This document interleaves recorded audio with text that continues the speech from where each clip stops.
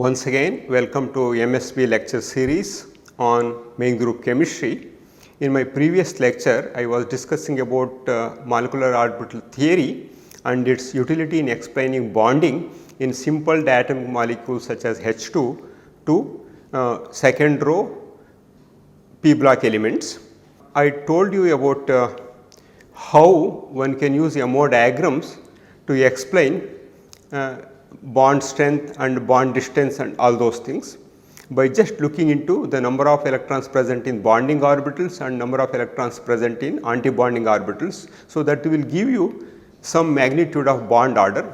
Based on bond order, bond strength and bond enthalpy can be assessed. So, now before I proceed further for heterodiatomic molecules or polyatomic molecules, let me write MO diagram for F2 molecule. Always remember to write arrow to show energy, and here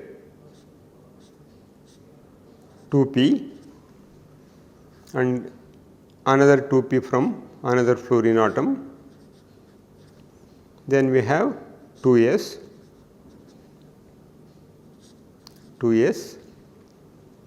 and then we have 1s. We have 1s. So, here we will make bonding and anti-bonding sigma and sigma star. We have 2 electron here, 2 electron here. So, this shows the core electrons do not contribute to the bonding. So, because here the bond order is 0, that is the reason most of the cases we ignore the writing MO diagrams for core electrons.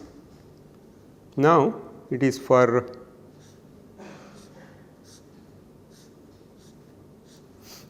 so again sigma and sigma star, again we have 2 electron each. So, now what we have is sigma pi another sigma. So, that is sigma star, here it is pi star, and here it is pi, and it is sigma. So, now we have here 5 electrons are there, 1, 2 like this, and now another 4 electrons will come here.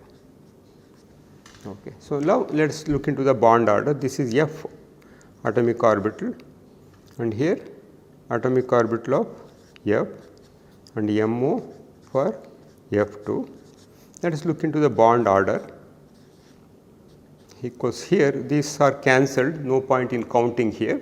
So, we shall count here 2, 4, 6 minus 4 in anti-bonding. So, divided by 2 will give you 2 by 2, 1. So, between F and F there is a single bond. So, we should be able to write MO diagram and also depict the bond order here. So, we have a single bond between 2 fluorine atoms in F2. So, when we write for a heterodiatomic molecule that results in the formation of a polar covalent compound. In these kind of polar covalent compounds, bonding molecular orbitals are closer in energy to the atomic orbitals of the more electronegative atom, and also the anti-bonding molecular orbitals will be closer to the energy of atomic orbitals of least electronegative atom. For example, I am taking 2 atoms of the same element. Then if you take this one, whether you consider bonding or anti-bonding molecular orbital, they are at equidistant from both the energy of both atomic orbitals in their free state or isolated state. But if I take something like this, one with low electronegativity, higher in energy, and other one with more electronegativity, lower in energy. So, when they are combined, obviously when we generate molecular orbitals, the bonding molecular orbital will be closer to the one which is more electronegative, and obviously another antibonding molecular orbital will be closer to the atomic orbitals of least electronegative atom, something like this. For example, if I consider one here, okay, less electronegative, another one is more electronegative atomic orbital, and here atomic orbital, and if I constitute molecular orbital something like this. So, this is the bonding molecular orbital and this is anti-bonding molecular orbital.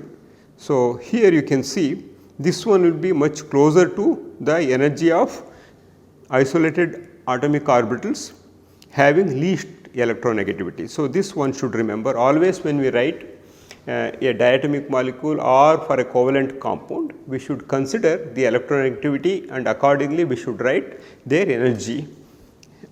So, that is the reason I am telling you we should be extremely careful in always mentioning this arrow, and that mentions about that indicates the energy of the orbitals. Now, let me consider one such molecule, that is NO. We have N and O.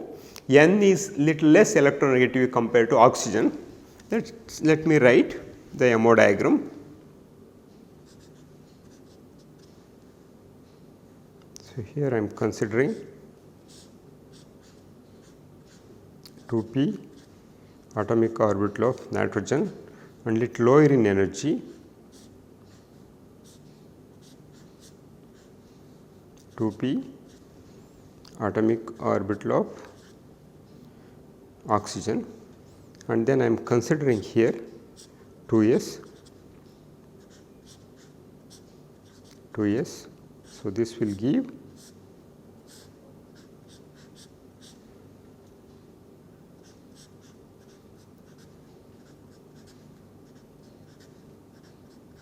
so this sigma and sigma star of 2s is completed.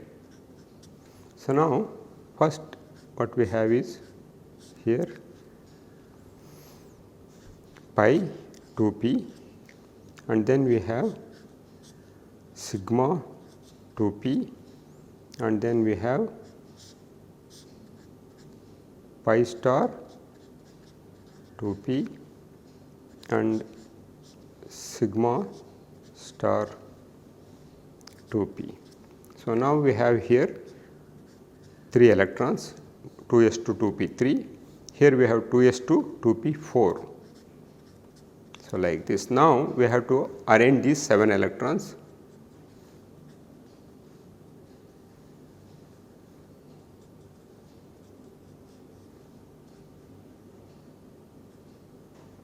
So, these two are filled, these two are filled. Okay. So, we have one electron that comes here, it comes to the pi star, okay, antibonding orbital. So, let us look into this is MO for NO. Let us look into the bond order. Bond order equals we have 6 electrons here and 1 electron here. So, this is 2.5. Okay. So, bond order of NO is 2.5. That is the reason NO has a tendency to lose the lone electron present in antibonding orbital to get extra stability. Once if you remove that one, it becomes NO plus. When it is NO plus, we do not have any electron in. This is for NO. Similarly, if you remove this electron, so it will be NO plus will be 6 by 2, it will be 3. So, NO bond is getting stabilized. That is the reason this NO ligand has a tendency to act as a cationic ligand by eliminating the electron present in the antibonding orbital. That means about the character, about the reactivity and properties of molecules can be predicted simply by writing MO diagram and looking into the electronic arrangement in the bonding and antibonding orbitals. Okay. So, this diagram what I have shown shows the relative energy of various atomic orbitals, and when they form diatomic molecules, especially I have given here for second row elements, how that is changing gradually you can see as we move from left to the right of the periodic table, electronegativity is steadily increasing. As a result, what happens, electrons are coming more and more close to the nucleus because of the increased effective nuclear charge. As a result, what happens, the shells in which the electrons are present are also orbitals are also pulled more closer towards the nucleus. In this context, what happens, the energy steadily drops. You can see here starting from lithium to neon, energy steadily dropping. At N2 it crashes here.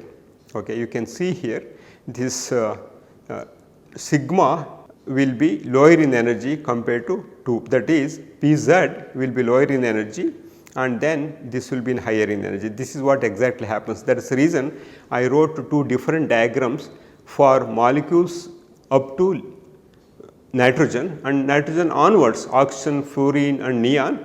The trend changes, the sigma p will be sigma 2p will be lower in energy compared to pi 2p. So, this one should remember, and also this diagram is there in most of the textbooks, you can just have a look at it. Okay. So, in this one just I have shown here as the electronegativity increases, as the orbitals come more and more towards the nucleus, there is a possibility of mixing of atomic orbitals even before the molecules being formed. So, here without mixing MO pattern occurs as expected here. I have shown MO diagram with mixing, without mixing. The first one is here without mixing. You can see here without mixing is similar to what I wrote for several molecules in my last lectures. And also here due to the mixing, basically what happens, the sp mixing occurs, the orbital shift is shown here. So, sigma orbital will be higher in energy than the pi p orbitals. As a result, you can come across some sort of mixing and more refined molecular orbitals in fact show mixing of s as well as pz while the formation of sigma orbital, and also similarly px py do not mix with s orbital. So, I will show you some more MO diagrams where we can visualize how this mixing occurs prior to the formation of molecular orbitals. With this, so let me write MO diagram for water molecule. So, in water we have 2 hydrogens having 1s electron each will be combining with oxygen to form 2 OH bonds. From VS CPR theory as well as valence bond theory, we know the fact that oxygen in water is tetrahedral with 2 lone pairs and 2 bonded pairs, and the shape of water molecule is bent or V shape. Okay. So, here I am considering 2p orbitals of oxygen, and then here I am considering 2s orbital. Here ligand group orbital we are considering, and here one and another one here, and of course here we call this H2 bonding and H2 anti bonding. Okay. So, this is with A1 symmetry, this is with B2 symmetry, and these are all called Mulliken symbols. At present you may not be familiar with what is A1, what is B2, how these Mulliken symbols are given. For that one should have the knowledge of group theory. Perhaps when you study group theory and when you go for understanding the spectroscopy features of coordination compounds, I am sure you will understand Mulliken symbols. Right now I am not going to dig deep into the Mulliken symbols, simply you should remember here we have Mulliken symbols for this one. This is for bonding H2, we have A1, and anti bonding we have B2. Okay. And now we are considering, of course here we have 2px, 2py and 2pz. So, for this also 2px is called has B1 symmetry and 2py has B2 symmetry and 2pz has A1 symmetry, and of course here S always has A1 symmetry. And now we are considering here we have total of 2 electrons are coming from 2 hydrogen atoms, and now we have here 6 electrons are coming from oxygen. Okay, so let me write them here.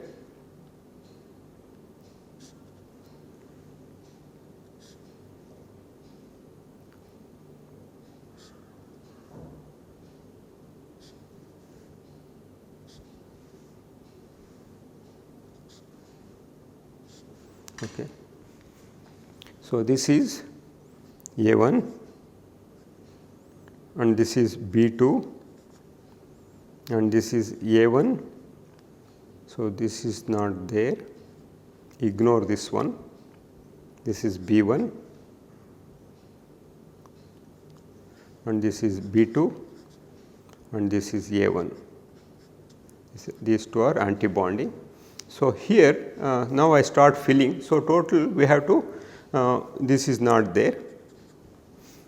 So, what we have is 6 electrons here plus 2, 8 electrons are there. We start fill those things, 2 electrons are here and 2 are here and 2 more are here and 2 more are here. So, now let me start connecting this one.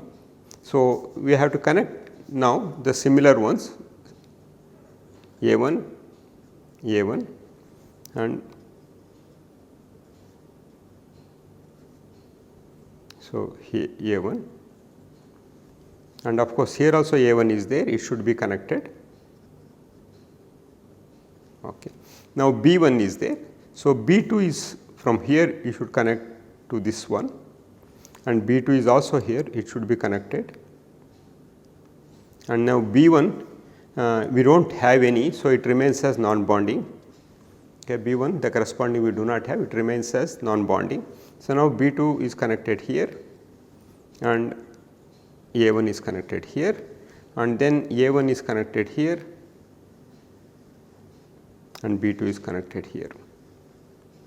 Okay. So, now let us look into this diagram here. Okay.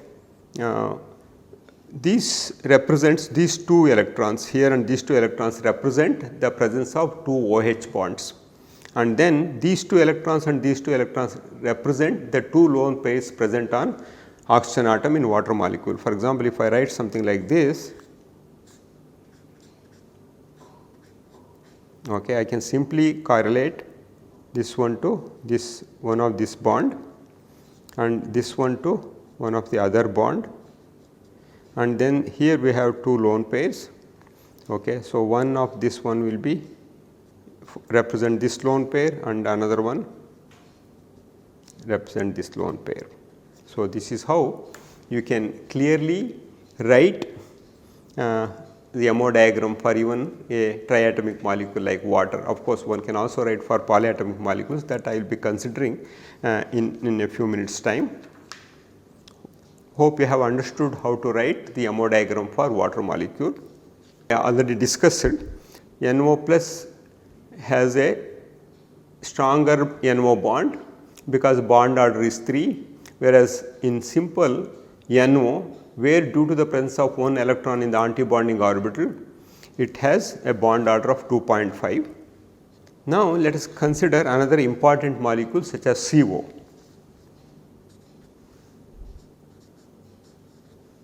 MO for Sibo molecule, MO diagram for Sibo molecule.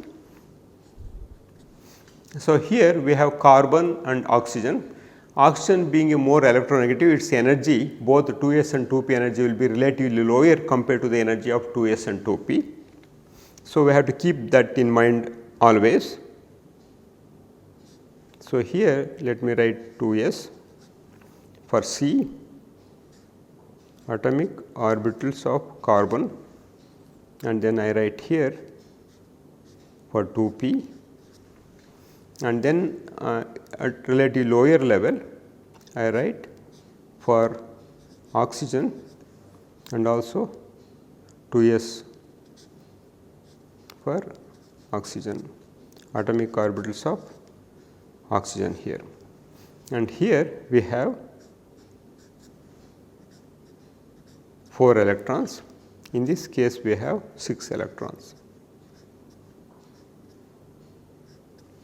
Okay. So, first there will be, I am showing you the mixing now, both 2s and 2p they mix, and just remember which orbital 2s is mixing and what is the nature of that bonding, whether it is sigma bonding or pi bonding. So, here let me write relative energies, one here, one here,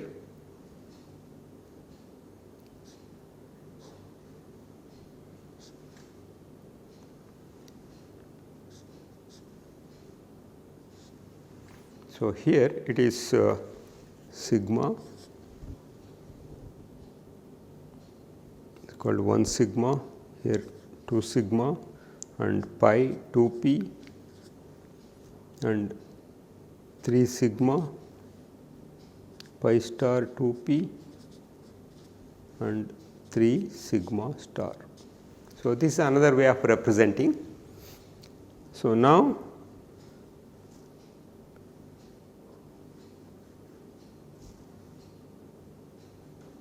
these two has to be connected here,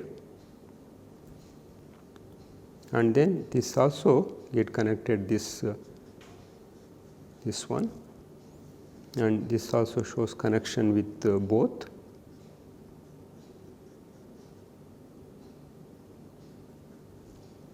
Okay, and then this also shows connection with this one.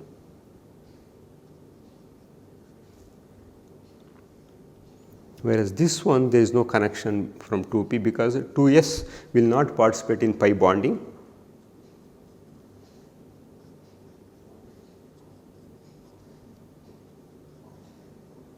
Okay, but 2s can correspond to this one.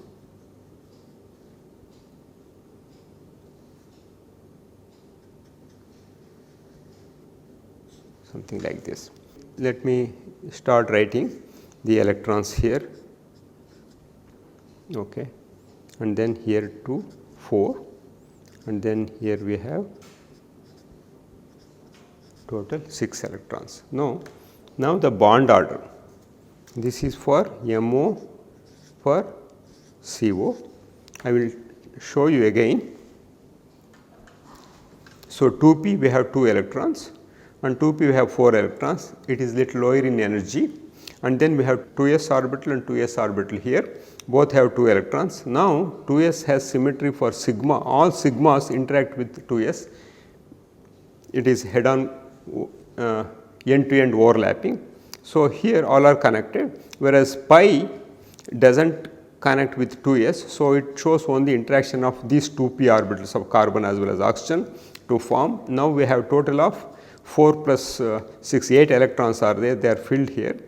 Okay, 2, 4, 6, 8. Okay, so 8 electrons are there. Now, let us look into the bond order. 6 minus 0 by 2, this is 3. So, this represents very clearly 3 bonds between carbon and oxygen, out of which one is sigma and 2 are pi, that can also be seen here. Same information we got from valence bond theory, and also when we looked into Lewis dot structure, this is how we wrote. Initially, so here the total number of 10 electrons. So, here these two are coming here and these two are coming here in order to give octet for both. So, as a result we had this kind of situation. So, here these two lone pairs on carbon makes carbon monoxide a soft Lewis base, and here you can see triple bond is there, same information we are also getting from carbon monoxide MO diagram. Okay. So, in my next lecture, so I would discuss about more interesting molecules such as carbon dioxide and BH3, BF3, and also hexa coordinated sulfur compound, sulfur hexafluoride, very interesting. And also we can make an analogy of the geometry and the structure information we get for SF6 from MO diagram to the what we have predicted its octahedral geometry from valence bond theory using hybridization concept. Let us consider those two things, and whether any difference is there or whether any anomaly is there, we shall look into those things in my next lecture. Until then, have a pleasant chemistry reading. Thank you.